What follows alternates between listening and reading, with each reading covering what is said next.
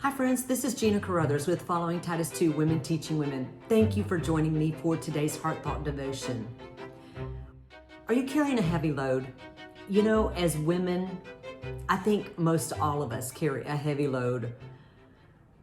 It just seems like all the time. But today, in our Bible study on virtues, characteristics of a true Christian, it talks about each one shall bear his own load. And that's Galatians 6 and 5. Well, you know, as I read that scripture and I prayed about it yesterday, thought about it, I thought, I think most all of our ladies are carrying their load. As a matter of fact, I'm concerned that you're carrying too heavy of a load. So join me for today's quick heart thought devotion. Let's talk. So how many times have you just put your head in your hands and you just said, God, you told me that you would not put more on me than I could bear? I think we've all done it from time to time. We're all guilty of that. And there are times, I will be the first to admit, that we cannot mitigate the hardships of life. Sometimes life is hard and sometimes we have heavy loads to carry.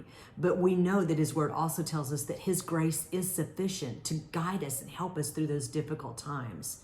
But today, I want to talk to you a little bit about that scripture in 1 Corinthians 10 and 13 that says, He won't put more on us than we can bear. So that scripture says, no temptation has overtaken you except such as common to man. But God is faithful, who will not allow you to be tempted beyond what you are able, but with the temptation will also make a way of escape so that you can bear it. We've used that scripture a lot of times to say, God, you won't put more on me than I can bear. And when I've heard that scripture preached, usually it is talking about temptation in the manner of, we think of temptations such as sin, lustful desires, the pride of life, the lust of the eye, the lust of the flesh, temptations like that we're commonly accustomed to. But today, I want to just look at maybe a little bit different way of seeing what that word temptation could be used as well. As a woman, as a mother, as a wife, as a daughter, as a pastor's wife, as a ladies leader, as a corporate executive, whatever role you fill, what responsibilities are you tempted to take on? And are they always yours? Is it really your responsibility to take on the load that you're carrying? I think that we need to assess the responsibilities that we have taken on in our lives. I think some of us are doing things that someone else maybe should be doing. If you have teenagers at home, you shouldn't be cleaning their rooms. You shouldn't be doing their laundry.